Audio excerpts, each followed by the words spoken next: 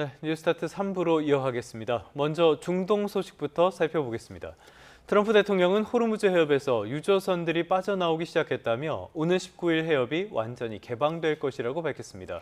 해협에서 통행료는 부과되지 않을 것이고 이란에 대한 제재 완화는 이란의 핵 관련 약속 이행에 상응해서 이루어질 거라고 말했는데요. 워싱턴 연결해 보겠습니다.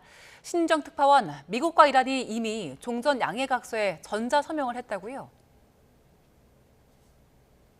네, 트럼프 미국 대통령은 주요 7개국 정상회의를 계기로 열린 마크롱 프랑스 대통령과 회담에서 이란과의 종전 양해각서에 서명했다고 밝혔습니다. 전날 전자서명 방식으로 이뤄진 것으로 보입니다.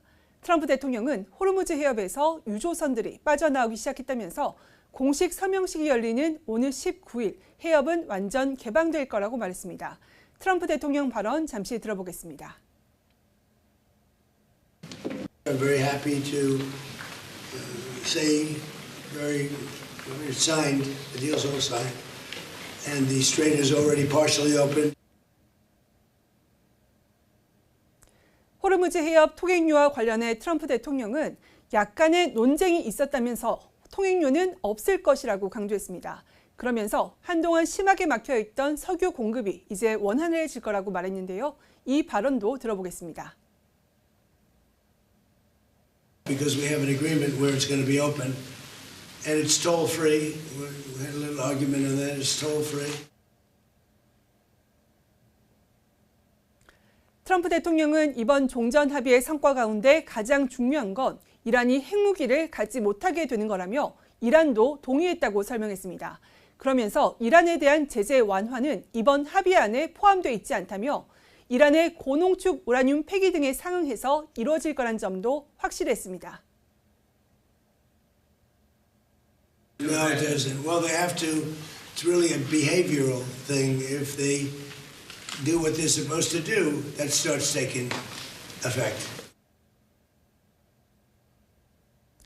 미국 안팎에서 합의문이 공개되지 않는 데 대한 의구심도 제기되고 있는데요. 트럼프 대통령은 19일 서명식 이후 공개될 거라며 매우 강력한 문서인 만큼 공개되길 원한다고 말했습니다. 동맹국으로부터 어떤 지원을 원하느냐는 질문에는 큰 도움이 필요하진 않을 것 같다면서도 몇몇 국가에서 함정 한두 척을 해협에 배치하는 건 나쁘지 않은 생각이라고 덧붙였습니다. 스위스 제네바에서 열리는 서명식에 직접 참석할 거냐는 질문에는 참석할 수도 있고 안 할 수도 있다며 확답하지 않았습니다. 네, 그런데 양측의 메시지가 상반되게 나오는 게 적지가 않은데요. 미국도 호르무즈 해협 통행료 문제가 아직 해결되지 않은 상태라는 점은 인정을 한 거죠?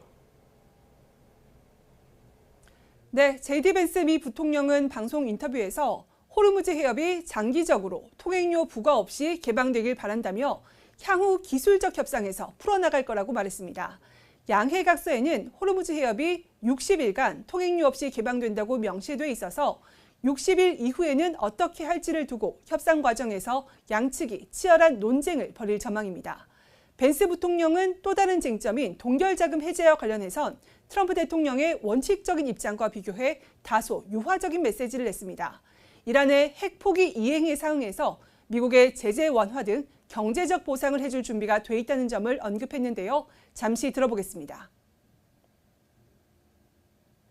If the Iranians are willing to give a long-term commitment, along with proper verification to giving up that nuclear weapon, we're willing to welcome them into the world economy, to lift some sanctions, and to turn over a new leaf in that relationship. 양해각서 합의 내용을 두고 양측의 입장차가 노출되면서 우려가 커지는 상황을 의식한 것으로 보입니다.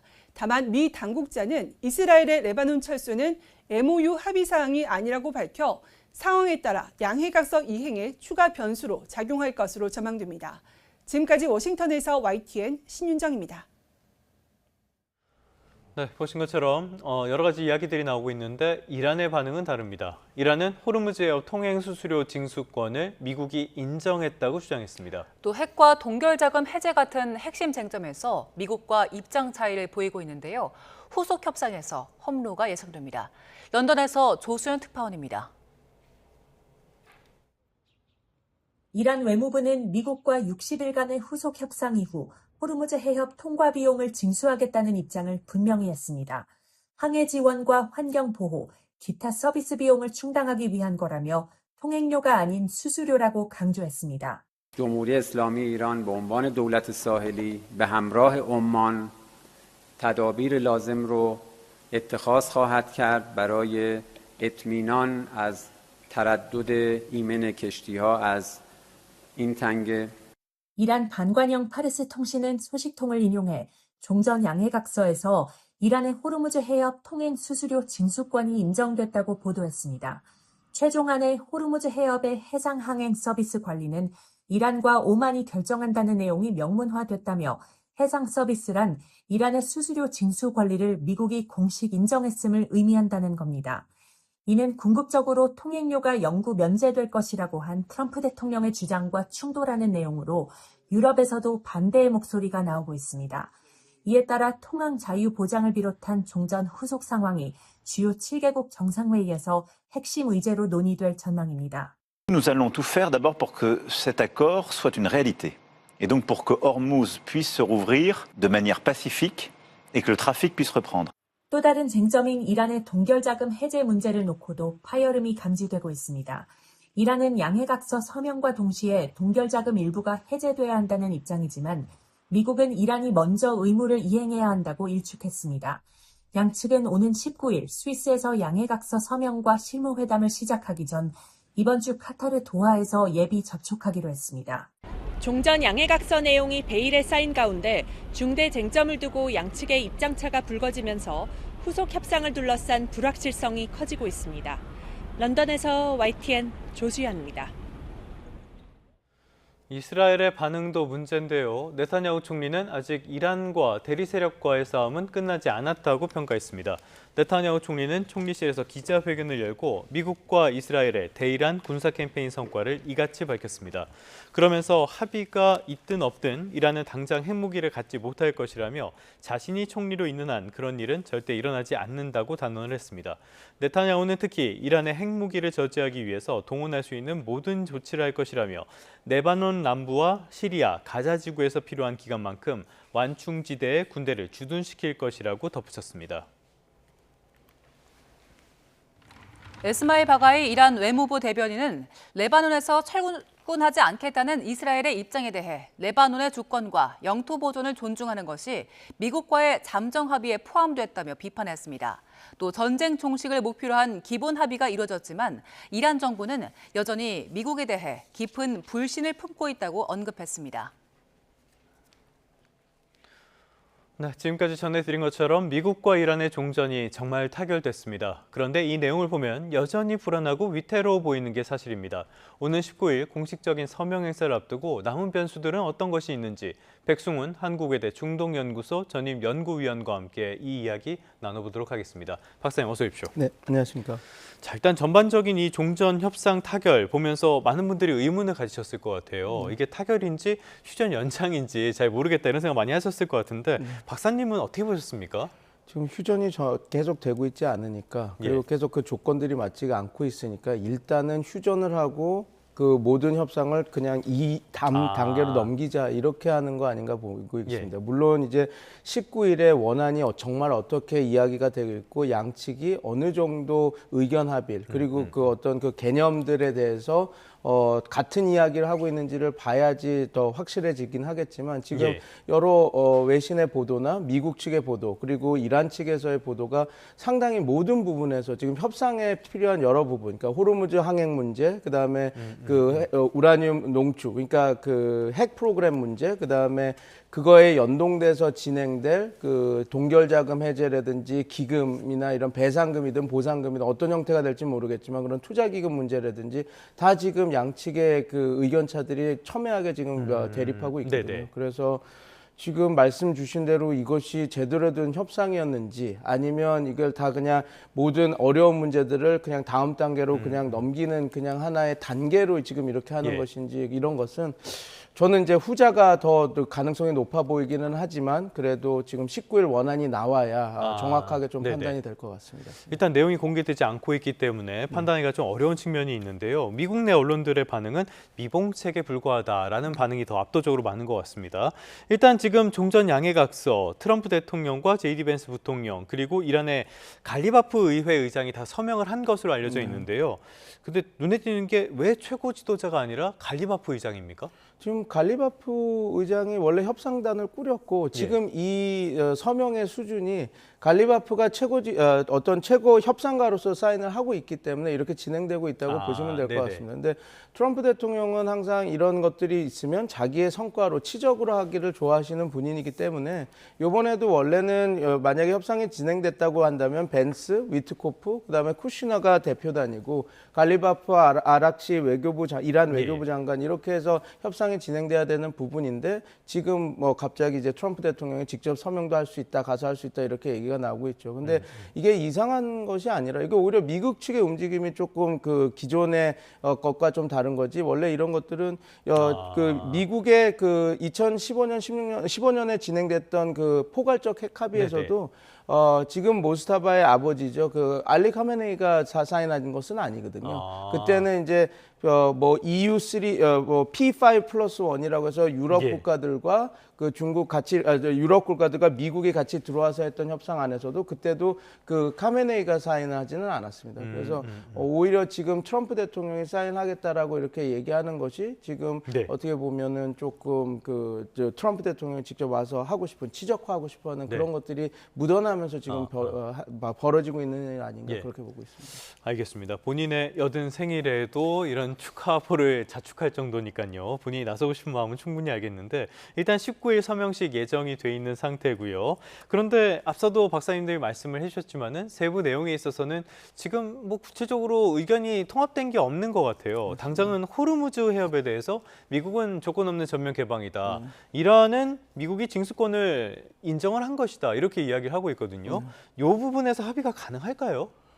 지금 그러니까 이렇게 되고 있는 것 같습니다. 그러니까 MOU를 맺으면 그 60일 협상하는 과정에서는 우리가 어떠한 비용을 받지 않겠다라고 얘기를 하고 있는데 이 통행소도 그러니까 서비스료를 받겠다라고 이야기를 하고 있는 겁니다. 지금 이제 안전한 이게 좀 약간 그 형용모순이긴 한데 그러니까 그 자유 통항을 위해서 그러니까 통과 통항을 위해서 안전하게 그러니까 우리가 그 관리를 해야 되니까 그러니까 그 서비스료를 받겠다 이렇게 얘기하는 건데 이게 조금 그 국제법이나 그 국제에서 이란에서도 좀 어거지를 부리는 부분이 분명히 말도 안 되는 얘기죠. 맞습니다. 그래서 이게 어떻게 보면 자연 해협이기 때문에 그러니까 파나마 운하나 수에즈 운하 같이 인위적인 어떤 구조물과 그런 시설들이 있어야 통과하는 그래서 어떻게 보면 그런 관리세나 그런 것들을 받아야 되는 그 구조와는 전혀 달라서요. 그래서 아마 이란 입장에서는 그 이야기를 계속함으로써 그 자국민들한테 우리가 이제 굴욕적인 협상이 아니다. 우리가 얻을 거를 다 간다라고 하는 이야기를 하고 있고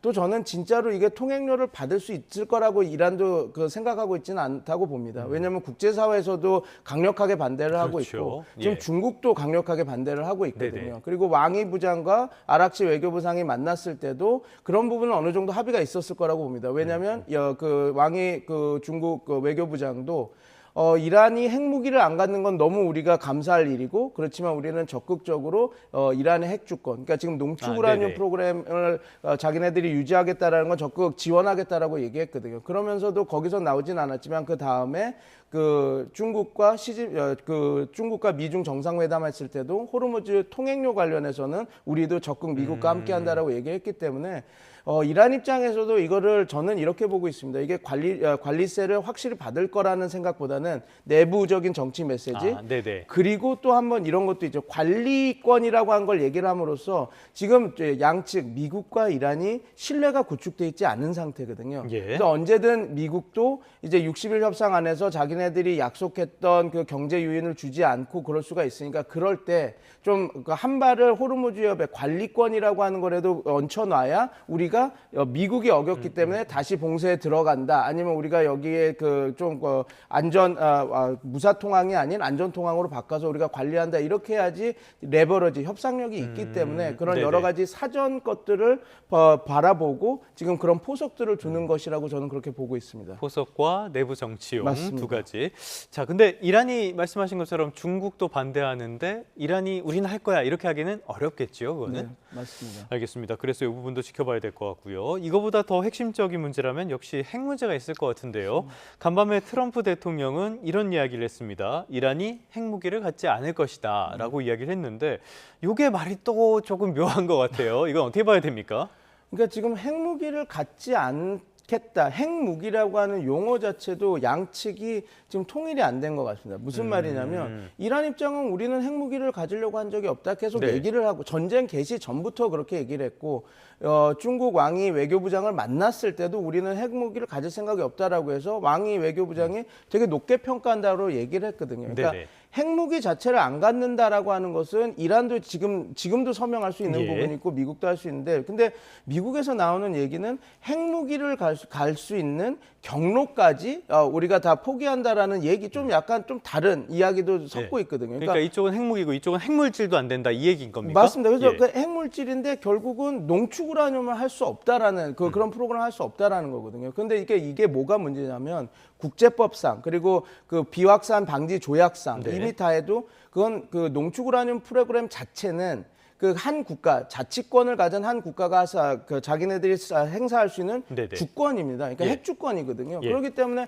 과연 미국이 어떤 특정 국가 자기의 마음에 안 든다고 해서 그 국가가 가진 주권을 그렇게 함부로 뺏을 수 있느냐? 그거는 또 이란 입장에서는 거기는 우리는 포기하지 않겠다라고 얘기하고 있는 상황이라서 네. 과연 진짜로 지금 트럼프 대통령이 얘기하는 핵무기 포기가 그 개념이 뭔지를 이제 이야기를 해야지 조금 그리고 거기 그 19일에 나올 의정서에 그 예. MOU에 어떤 내용으로 합의가 됐는지를 봐야지 이게 그래도 60일 안에 진행이 되겠다 아니면 지금 시작 초입 단계부터 네. 또 이 개념 정리부터 이제 크게 다투겠구나 그런 것들이 좀 판단이 가능할 것 같습니다. 개념 정리부터 간다면은 60일 내에 타결될 가능성은 그렇게 크지 않을 것 같은데요. 맞습니다. 알겠습니다. 이 내용도 19일 날 MOU에 어떤 내용이 담겨 있는지 구체적으로 확인해 볼 필요가 있겠습니다.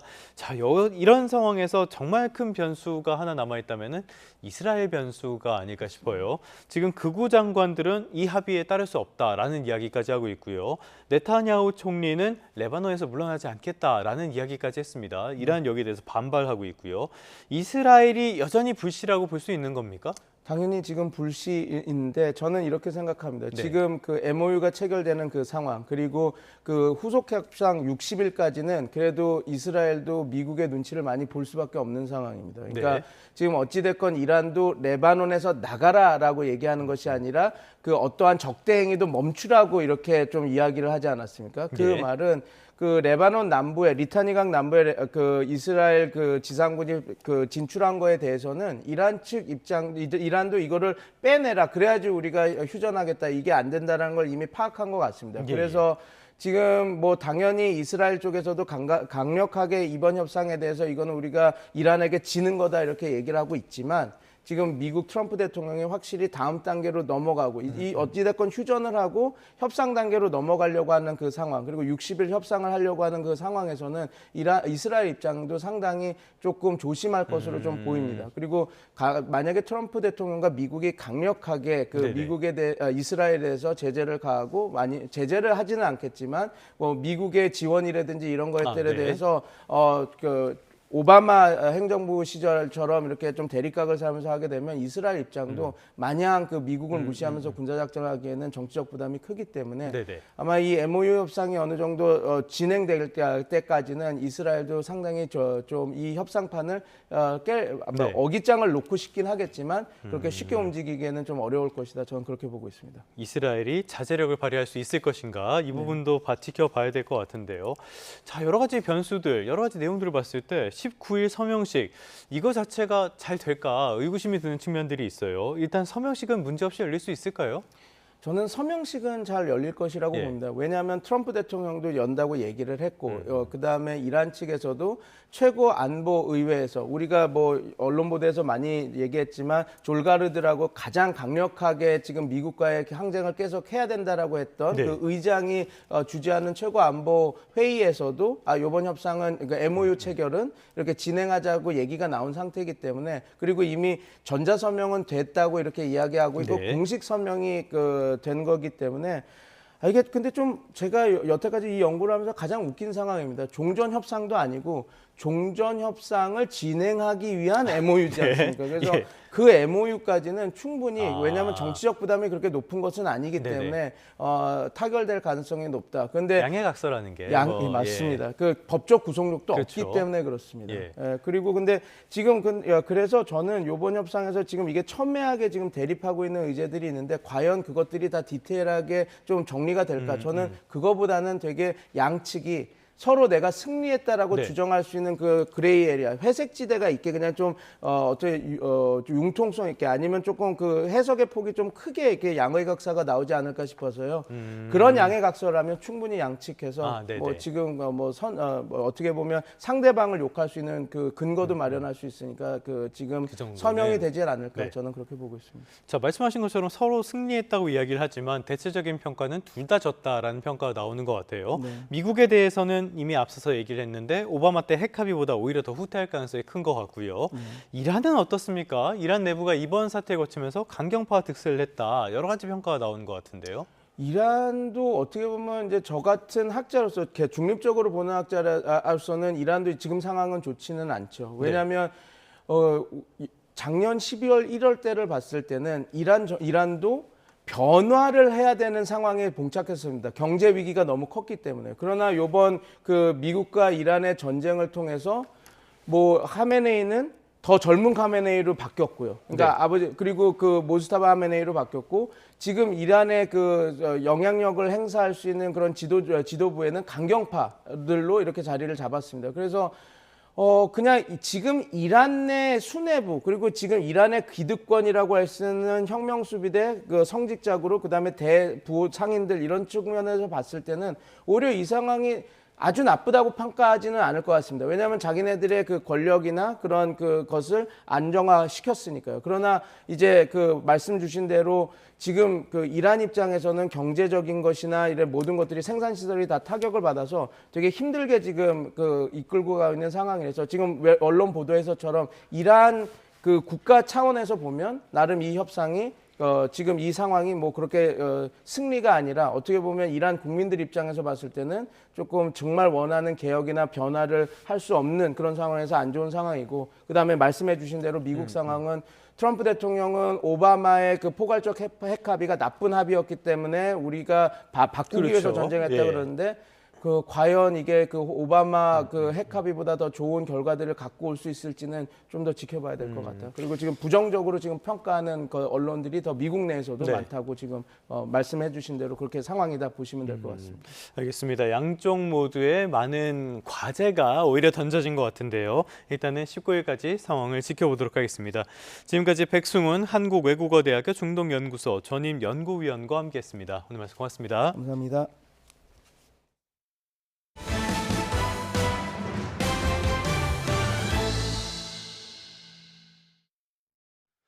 네, 지금까지 전해드렸던 중동발 희소식에 뉴욕 증시는 상승하고 유가는 하락했습니다. 이번에는 시장 반응 짚어보겠습니다. 뉴욕으로 가보겠습니다.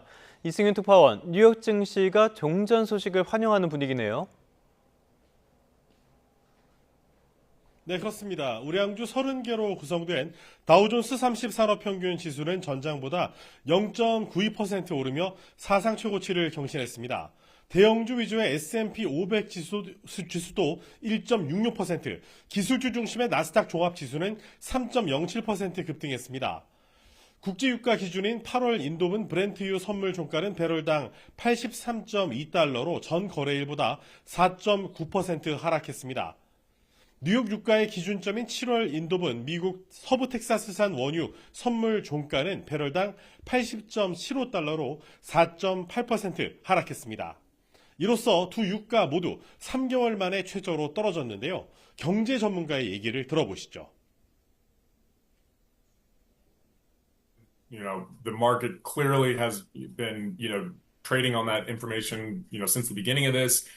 Obviously, there's, this is on the back of kind of a, general risk on tailwind, a lot of excitement about the AI trade. 네, 관심 기업 가운데 한 곳이죠. 일론 머스크의 스페이스X 상장 공동 주관사들이 추가 물량을 배정했다는 소식도 있네요. 네, 그렇습니다. 그린슈 옵션이라 불리는 추가 배정 선택권은 이 미국에서 대규모 기업 상장 때 활용하는 제도인데요. 이 거래 시작 이후에 주가의 급격한 변동을 억제하는 안전판 역할을 수행합니다. IPO 공동 주관사들이 그린슈를 행사하면서 상장을 통한 신규 자금 조달액이 모두 857억 달러, 우리 돈으로 130조 원으로 늘어났습니다. 앞서 스페이스X는 지난 11일 공모 가격을 주당 135달러로 최종 확정했고 보통주인 A주 5억 5,556만 주를 매각해서 113조 원을 조달했습니다. 이후 상장 주관사들이 추가 배정 옵션을 행사하면서 최종 발행 주식수가 6억 3,889만 주로 늘어난 겁니다. 시장에서는 이번 그린슈 행사로 물량 부족에 시달리던 미래에셋을 비롯한 국내외 주요 기관 투자자들의 대기 수요가 어느 정도는 해소될 가능성이 있다고 보고 있습니다. 이런 가운데 일론 머스크 스페이스X 최고 경영자는 스페이스X가 오는 2030년에 매출 1조 달러에 도달할 수 있다고 생각한다고 밝혔는데요.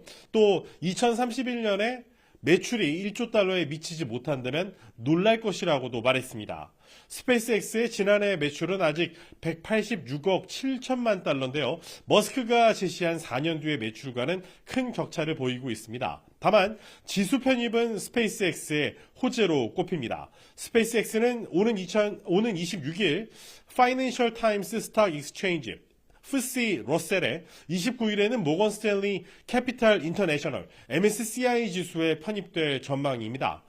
FTSE 러셀 지수 편입만으로도 특정 시장의 그 흐름을 그대로 따라가면서 투자하는 패시브 투자자들로부터 한 26억 8천만 달러를 투자받게 된다고 투자은행 제프리스는 추정하고 있습니다. 이런 가운데 나스닥 상장 첫날인 지난 12일 공모가 대비 19.3% 급등 마감했던 스페이스X 주가, 오늘도 상승세를 이어갔습니다. 상장 후 두 번째 거래일인 오늘을 맞아 19.6% 오른 주당 192.5달러의 거래를 마쳤습니다. 지금까지 뉴욕에서 YTN 이승윤입니다.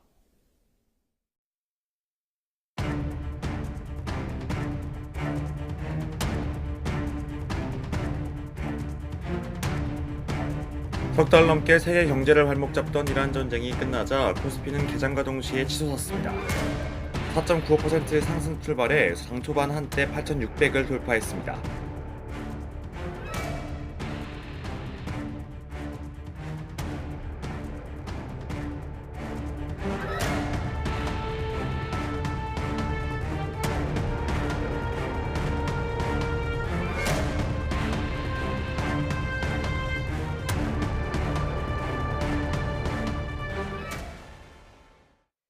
네, 앞서 뉴욕 특파원 연결해서 알아본 것처럼 미국과 이란의 종전 합의 소식에 뉴욕 증시는 일제히 급등했습니다. 또 호르무즈 해협 재개방 기대감에 국제유가도 급락했는데요. 종전에 따른 시장의 영향을 짚어보겠습니다. 김태봉 아주대학교 경제학과 교수와 함께합니다. 어서 오세요. 안녕하십니까. 네. 먼저 밤사이 뉴욕 증시 상황부터 보겠습니다. 3대 지수 모두 상승 마감을 했고요. 특히 다우지수가 사상 최고치로 마감을 했네요.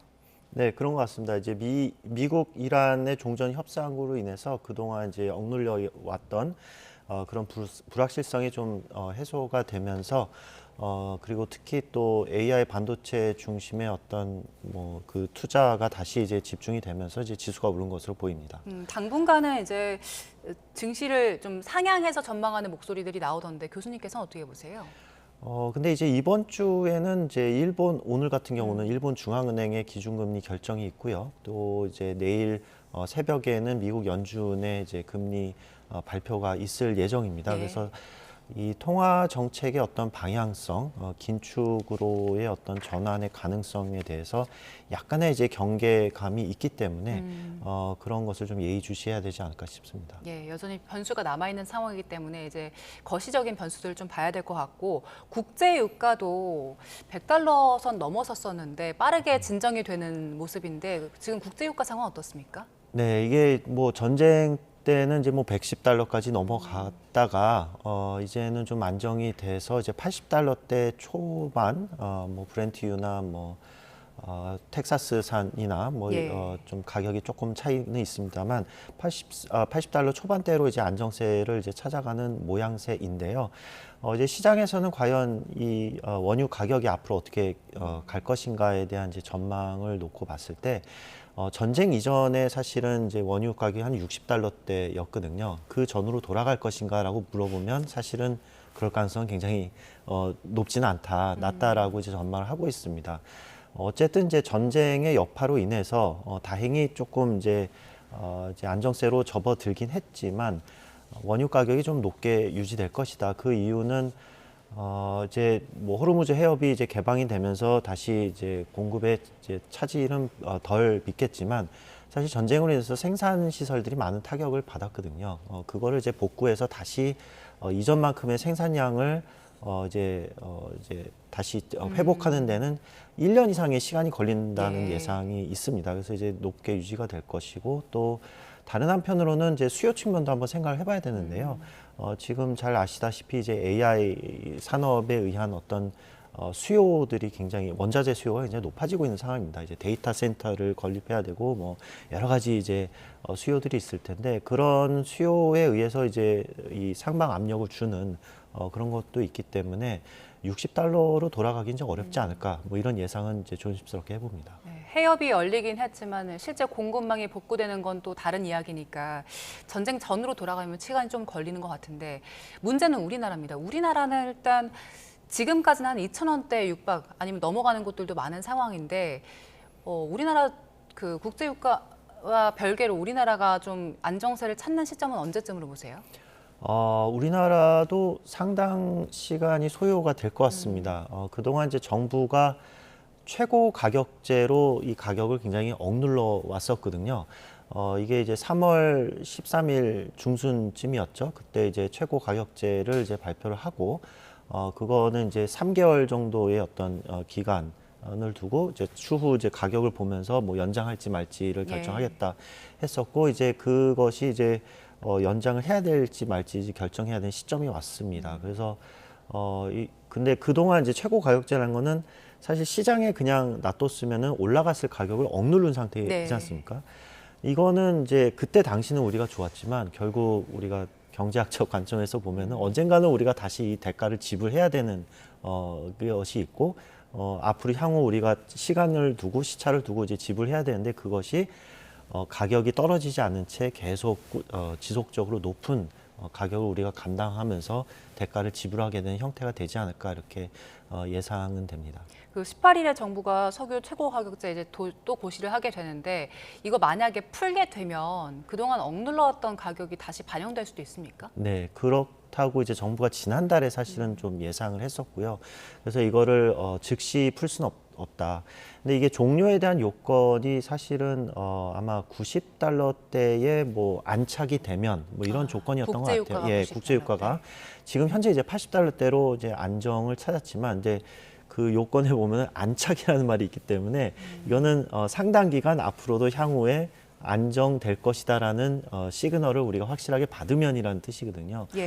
그래서 이게 당장 이거를 종료하기는 좀 어렵지 않을까. 그동안 억눌렸던 것들이 있고 또 다른 한편으로는 이거 우리나라의 그 주유소 소비자 가격의 어떤 특이한 점이 있는데요. 왜냐하면 정유사와 주유소 간의 사후 정산 제도가 있지 않습니까? 그러니까 주유소는 이제 정유회사로부터 처음에 기준 가격으로 이제 들여오는데 시장 상황에 따라서 실제로 팔려나간 그런 이제 석유들에 대해서 사후 정산을 해주는 시스템입니다. 즉 기준 가격은 굉장히 높게 일단은 지불하고 사후정산은 할인을 해주는 겁니다. 근데 그 할인의 정도가 얼마일지를 주유소 입장에서는 예측을 못하니까 소비자 가격은 그냥 높게 그 거품을 낀 채로 팔게 되는 것입니다. 그럼 앞으로 이제 국제유가가 하락한다고 예상은 하지만 그 소비자 가격이 쉽게 내려가지 않는 데에는 얼만큼 내려갈지 모르기 때문에 그냥 높은 가격, 지금의 높은 가격을 이제 유지한 채 팔게 되는 것이죠. 그러니까 특히 석유는 이제 가격이 비가역적이다. 오를 때는 급격하게 오르는데 내릴 때는 굉장히 천천히 내릴 것이다라는 이런 제도적인 특성 때문이라도 사실 우리나라의 석유 가격이 쉽게 내려가지 않는 측면이 있을 겁니다. 국내 유가도 그렇고요. 국내 물가 같은 경우에도 지금 석유의 영향도 있을 것이고 여전히 환율은 높은 상황이기 때문에 국내 물가도 좀 안정세 찾으려면 시간이 좀 걸릴 거다라는 전망 많더라고요. 네, 안정세라기보다는 오히려 이제 시차를 두고 계속 지속적으로 원자재 가격에 따른 생산 비용의 상승, 그것이 이제 소비자 상품 가격에 전가되기까지의 시차가 뭐 1년에서는 뭐 길게 2년까지도 걸리기 때문에 물가 상승 압력은 향후 이제 지속이 될 것으로 예상이 됩니다. 예, 환율도 걱정인데요. 환율 어느 정도 안정세를 찾는 모습이긴 한데 여전히 1,500원 넘어간 상황이잖아요. 네. 지금 일단 종전 합의는 MOU를 체결한 상황이잖아요. 이런 상황에서 환율은 전쟁 전에 한 1,400원대 수준까지 찾아가려면 어느 정도나 걸릴까요?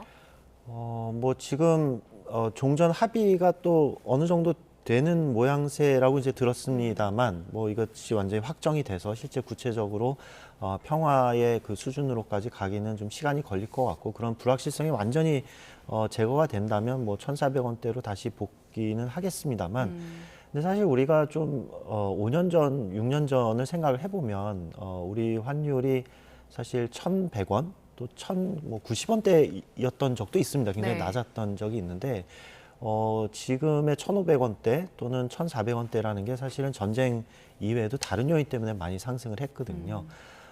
그 가장 큰 원인 중에 하나는 이제 저는 기준금리라고 생각을 합니다. 우리나라 한국은행의 기준금리가 미국의 기준금리에 비해서 굉장히 낮은 상태로 지금 거의 한 4년째 가까이 유지가 되고 있거든요.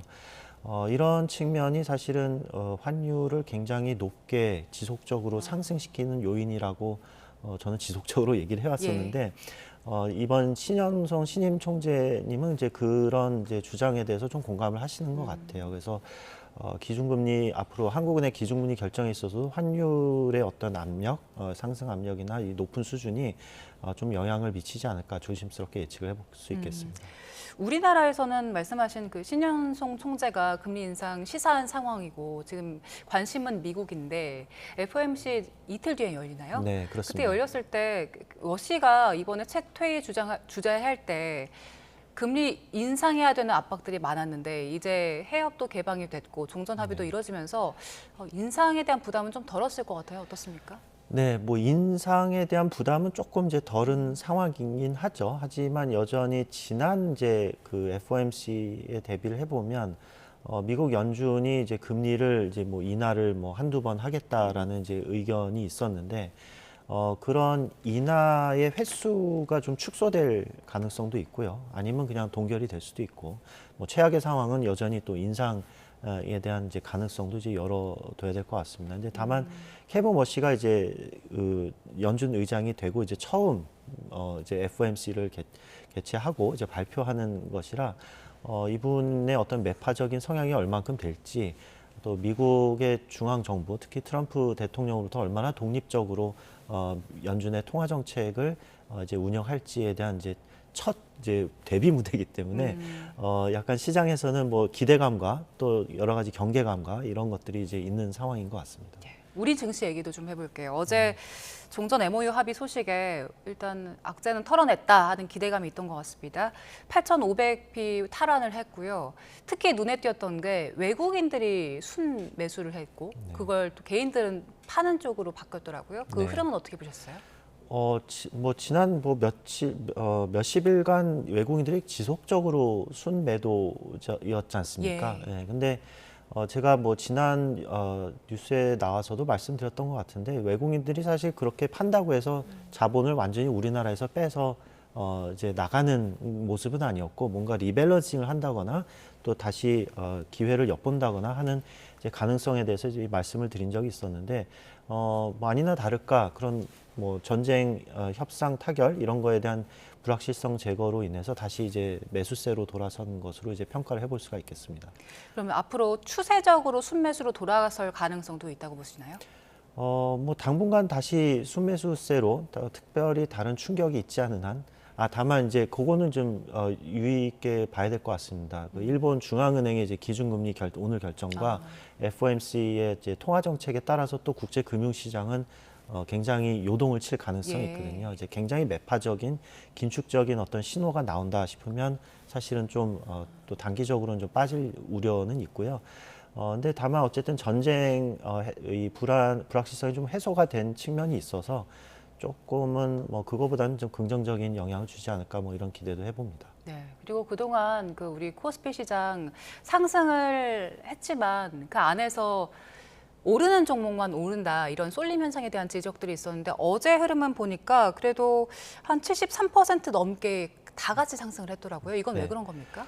뭐 하루만 놓고 평가하기엔 좀 이른 것 같고요. 여전히 이제 쏠림 현상은 지속이 될 거고요.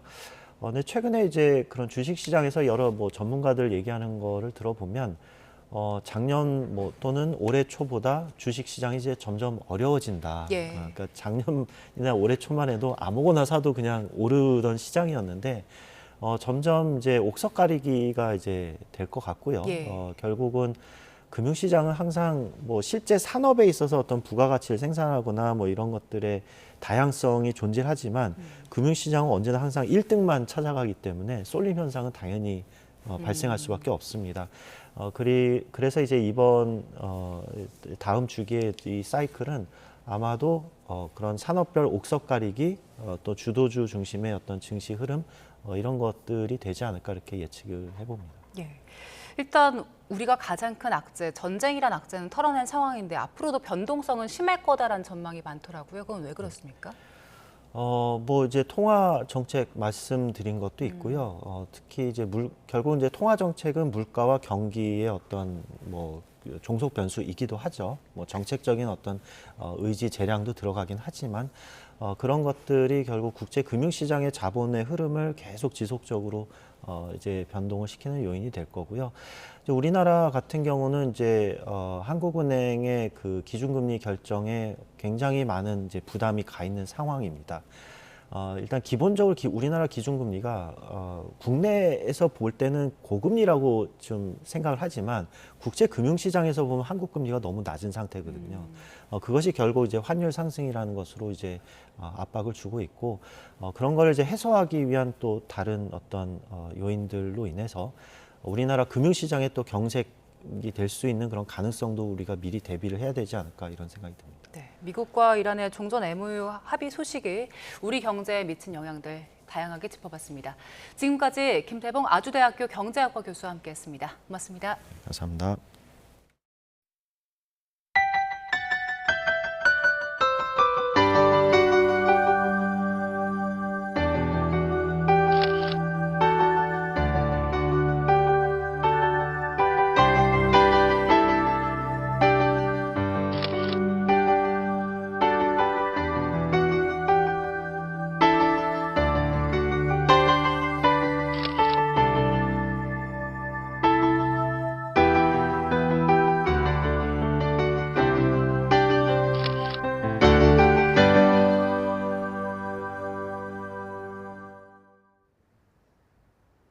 출근길 날씨 살펴보겠습니다. YTN 야외 스튜디오 연결합니다. 원희다 캐스터.